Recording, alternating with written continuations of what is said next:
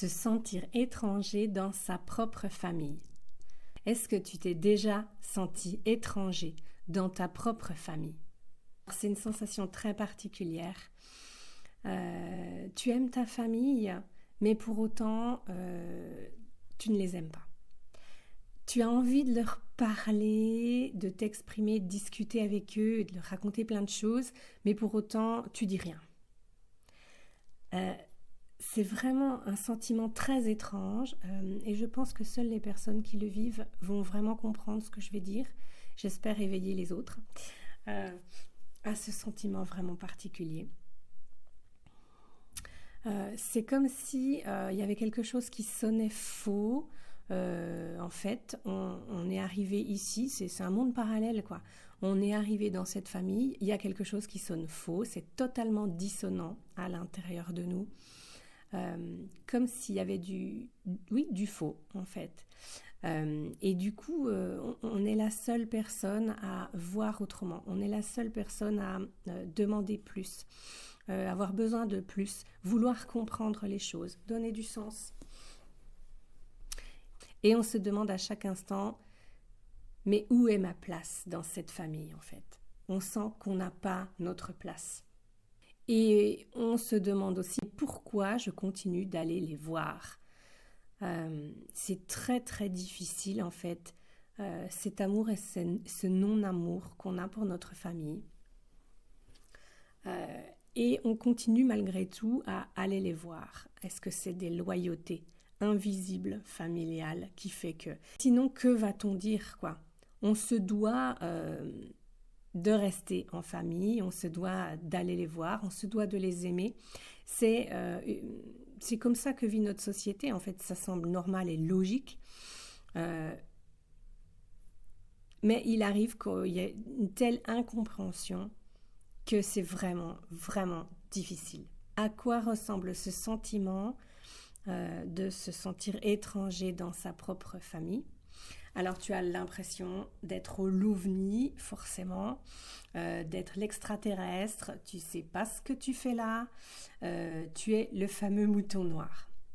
Voilà, toi tu poses trop de questions, tu vois trop loin, tu vas trop vite, tu vas trop profond, et les autres te disent mais arrête, mais laisse tomber, ça ne veut rien dire, tu m'agaces, tu me casses les pieds, t'es chiante. Et il y a toute la partie aussi émotionnelle, on a ce besoin de parler de ce qui nous anime au plus profond de nous, alors que, par exemple, dans ma famille, aucune émotion, jamais on ne m'a demandé comment je me sentais, par exemple. Voilà, on sait faire les choses, il faut faire, mais c'est tout. Il n'y a pas de discussion émotionnelle. Alors le fameux mouton noir, en fait, c'est toujours perçu négativement, mais en fait, si tu es le mouton noir de ta famille, c'est toi qui vas révéler ta famille, c'est toi qui vas la faire avancer parce que tu vas mettre en lumière tout un tas de trucs vieux, ancestrales, qui n'ont plus rien à faire en fait dans la famille. Des secrets, voilà, toute une partie énergétique qui fait que ça tire vers le bas en fait. Donc le mouton noir est vraiment perçu comme la personne différente, complètement à part, qui n'a rien à faire dans cette famille. Mais au contraire, on a notre plus grande place en fait dans cette famille parce qu'on va les aider. Mais le pire, c'est qu'on accepte de les aider et de se prendre des coups finalement parce qu'on n'est pas reconnu à notre juste valeur. Tu vois, à force de poser tout un tas de questions et qu'on t'envoie bouler, en fait, tu vas te dire, en fait, il faut que je me taise. En fait, il faut que je me fasse plus petit. En fait, il faut que j'arrête de te déranger. C'est ce qui est arrivé pour moi, en tout cas. Donc pour toi, je ne sais pas comment ça se traduit aujourd'hui ou comment ça s'est traduit. Dis-le moi en commentaire.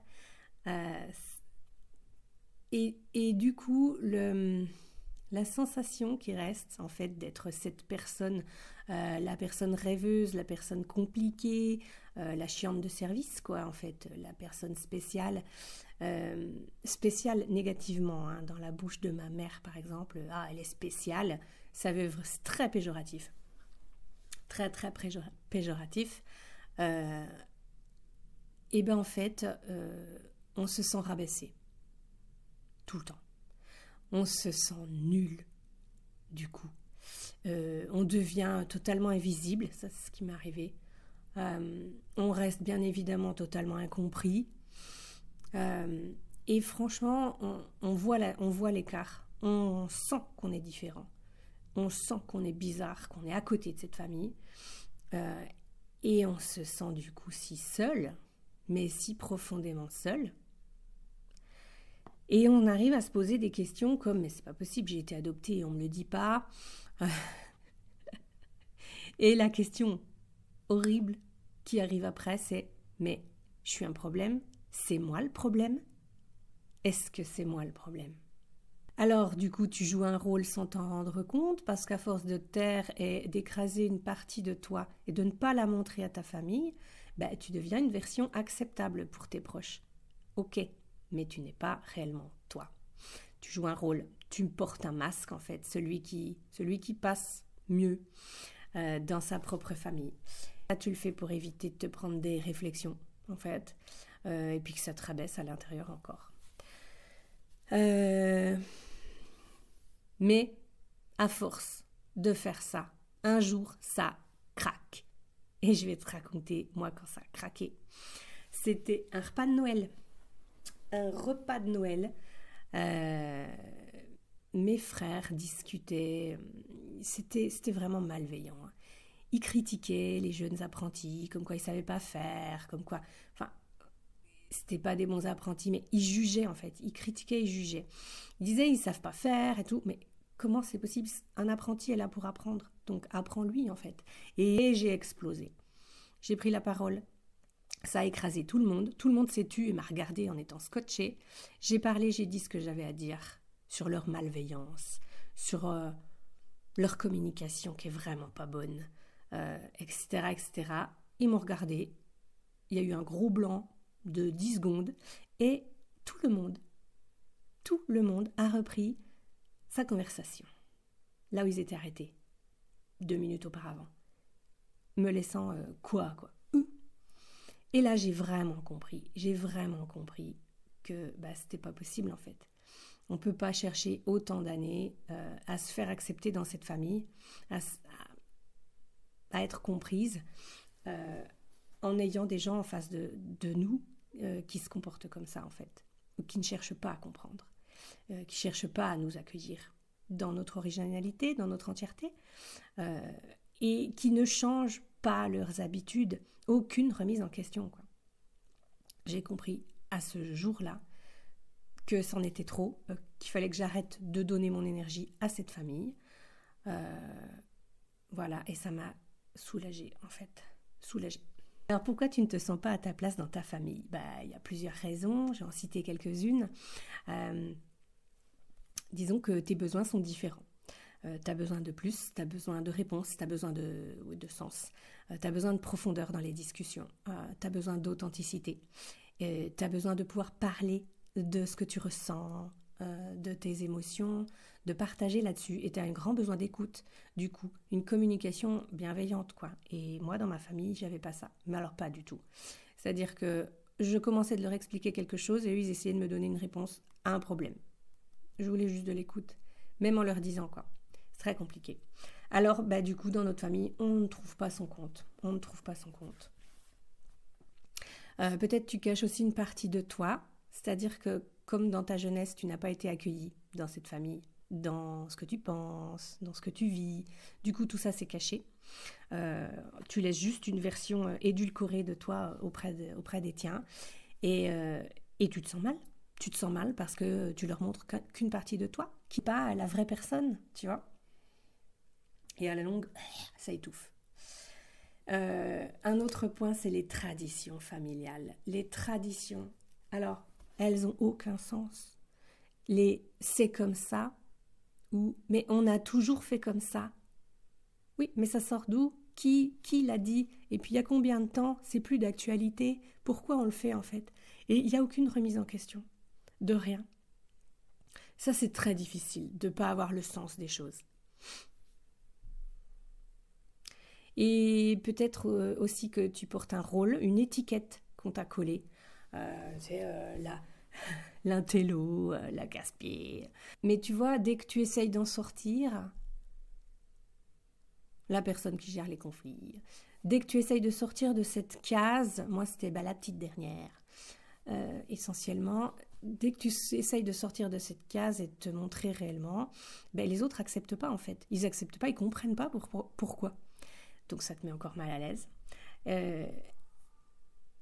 Un autre point, c'est que tu cherches une compréhension qu'ils ne peuvent pas t'offrir. Ils ne peuvent pas t'offrir ce que tu cherches et demandes. Tu veux être comprise, tu veux être reconnue, tu veux être validée pour être acceptée par les tiens. Ils ne peuvent pas t'offrir ça.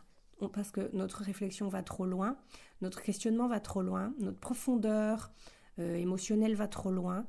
Et eux, ils ne peuvent pas nous rejoindre dans cette profondeur. Donc, ils ne peuvent pas nous offrir la compréhension de notre entièreté, en fait, que l'on cherche. Et puis, tout simplement, il n'y a pas le même langage émotionnel. Voilà, quand, j'ai déjà dit, je crois, quand tu veux de l'écoute, eux, ils t'apportent une solution. Mais ça, c'est très dans notre société actuelle. Et j'aime bien dire qu'on est un yin dans le monde de yang. On a une énergie beaucoup plus réfléchis alors qu'eux, ils bourrinent en fait. Ils bourrinent, ils font les choses sans remise en question. Tes valeurs sont peut-être différentes aujourd'hui. Alors il y a les valeurs de ta famille, celles qu'ils t'ont inculquées, et celles que tu développes et que tu choisis de suivre. Donc c'est peut-être différent. Donc ça vient encore accentuer un peu plus cet écart entre les deux. Les signes que tu ne te reconnais pas dans ta famille. Alors, pour moi, il y en a eu plusieurs. Tu me diras, pour toi, ce sont lesquels? Ou si j'en ai oublié, parce que forcément, la liste n'est pas exhaustive. Tu réfléchis à 2 fois avant d'y aller. Oh, pas de famille. Ok. Tu évites certains sujets qui peuvent être soumis à des tensions. Tu évites de parler du coup de toi et de ce qui t'anime. Tu as l'impression toujours que personne ne te comprend et dans ce qui est vraiment important pour toi, en fait, tu te sens plus toi-même avec des amis qu'avec ta propre famille. Tu culpabilises de ne pas avoir envie d'y aller au repas de famille et une fois que tu y vas, parce que tu y vas, tu culpabilises en rentrant d'avoir été un peu sèche ou d'avoir été un peu froide et distante avec certains ou sur la journée. Voilà, tu souris, tu restes vague, observatrice. Tu ne te sens pas vue, tu ne te sens pas à ta place. Et quand tu rentres chez toi, t'es vidé d'énergie, t'as besoin d'être seule et qu'on te fasse pas à chier, quoi. Alors, ces points peuvent se manifester un à un, mais quand ils sont tous mis ensemble, et ça sur plusieurs années, forcément, ça amplifie ce sentiment de se dire « je ne suis pas à ma place », quoi. Alors, il est possible de retrouver sa place sans couper les ponts avec sa famille, parce qu'on pourrait se dire « allez, je coupe totalement les ponts » ou « allez, je me suradapte encore toute ma vie en me sentant mal ». Non, mais il y a un juste milieu. Il est possible de retrouver sa place sans couper les ponts avec sa famille. Déjà, c'est de comprendre qu'on n'est pas obligé de leur ressembler en fait pour avoir de la valeur. La valeur que tu te donnes, c'est bien celle que tu te donnes. Tu n'as pas besoin d'être accepté, validé, reconnu pour avoir de la valeur. La valeur, c'est à toi de te donner une valeur. Tout être vivant a une valeur. Voilà, à toi de voir la tienne, parce qu'on en a tous une. Mais il faut que tu en sois conscient de ça. Et après, ce qui est très difficile, c'est oser de se montrer un petit peu. C'est oser plus se montrer. Donner un petit peu de soi. Alors, c'est au risque, bien sûr, d'être rejeté pour ça, d'être non écouté, évidemment, et même d'être moqué. Moi, dernièrement, il m'est arrivé un truc tout bête du quotidien avec ma mère. Elle avait ouvert l'eau du robinet pour nettoyer la table de repas. J'ai arrêté l'eau du robinet et je lui ai dit « Mais maman, coupe l'eau, on est en pleine sécheresse. C'est important, l'eau, c'est précieux. » Elle m'a ri au nez et je lui ai dit « Mais tu vois, tu économises 10 litres en coupant le robinet. Elle m'a rigolé au nez en disant, mais pourquoi pas 15 d'un air vraiment, enfin, c'est vraiment malvenu, mais c'est comme ça qu'ils parlent dans ma famille. C'est vraiment pas agréable. Et puis, un point important aussi, c'est qu'il faut commencer, je dis il faut, mais essayer de commencer à les voir avec plus de tendresse. Et quand tu vois leurs limites, quand tu vois leurs limites en fait, ils ont donné ce ce qu'ils ont pu donner, ils t'ont aimé de la façon qu'ils connaissaient, euh, même si pour toi ça semble rien, pas suffisant, pas de la bonne façon, eux ils ont fait pour eux le maximum. Mais longtemps j'ai eu cette hargne de me dire mais ils n'ont même pas cherché à me comprendre en fait. Et maintenant que j'ai compris ça en fait, qu'ils ne pouvaient pas me comprendre parce que c'est trop loin de leur quotidien et de leur façon de procéder en fait, et ben depuis j'ai beaucoup moins de hargne, j'ai beaucoup moins de ressentiment. Je suis plus apaisée avec cette famille et même content de les revoir en fait. Bon, donc si toi aussi tu veux apprendre à retrouver ta valeur et à retrouver ta juste place dans ce monde, je peux t'y accompagner.